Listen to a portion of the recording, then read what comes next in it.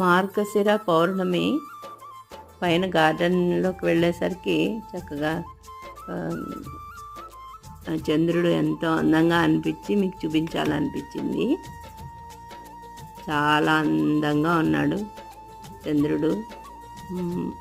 అప్పుడప్పుడే పారిజాతం మొగ్గలు విడుస్తూ దాని నుంచి వచ్చే మంచి సువాసన వెదజల్లుతూ అవి తీయటి మంచి వాసన వస్తాయి. అవి విడుచుకునేటప్పుడు భలే ఉంటుంది.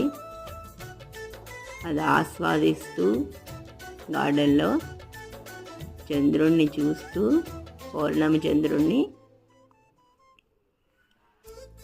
మేము హ్యాపీగా అలా చూస్తూ ఉన్నాం అన్నమాట.